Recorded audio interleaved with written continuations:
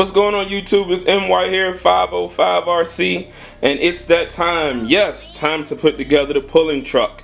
What we have here is a Coffin's Creative Customs chassis by my boy Jacob Coffin. Now, this thing right here is going to be crazy. It's a brushed pulling truck. We're running two 775s with two Traxxas EVX2 ESCs. So we're going to run it on 6S. So that'll be one 775 per axle and 3S per axle. So we're going to see what it'll do. First thing I'm going to do is go ahead and dye these wheels black. Then we're going to paint this chassis and battery box black as well.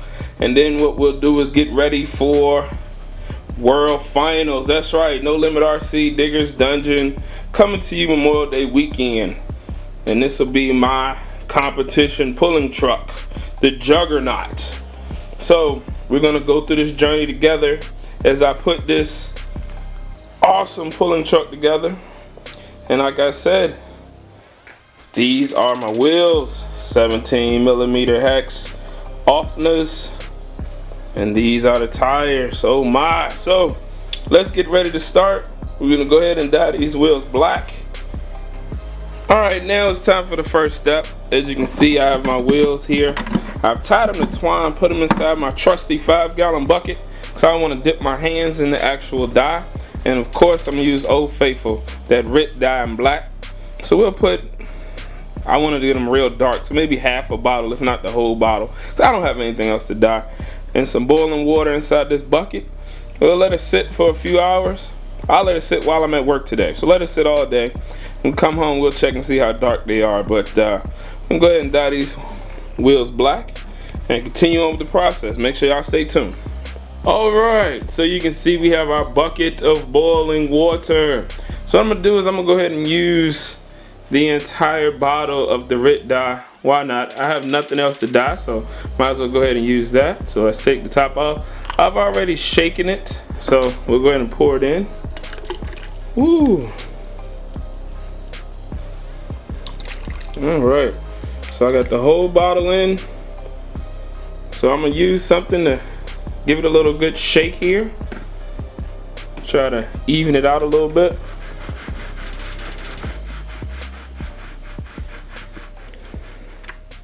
And there they are, the white wheels. So we'll go ahead and drop these in, and again, we'll let them sit for a while and keep an eye on them, see how they turned out.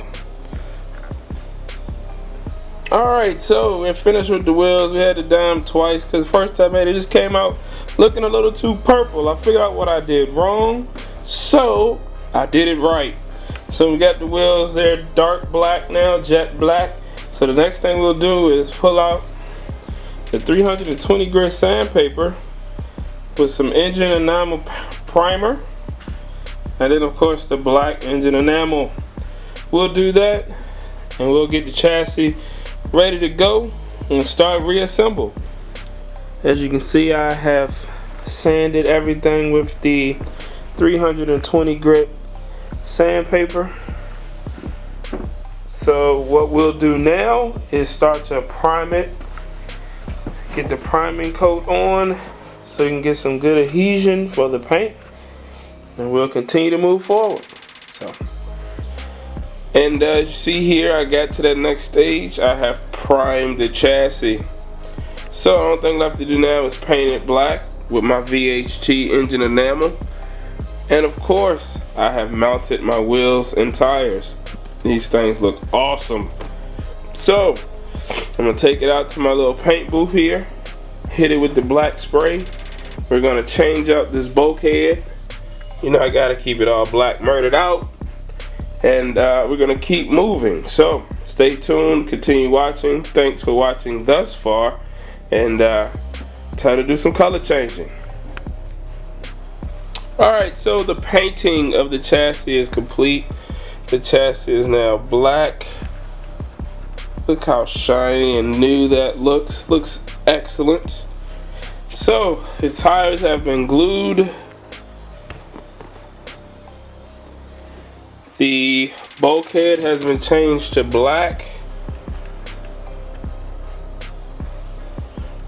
So the only thing left to do now is put it together. So what we'll do is we'll start the assembly process, and as soon as we can get it ready, we'll get it running.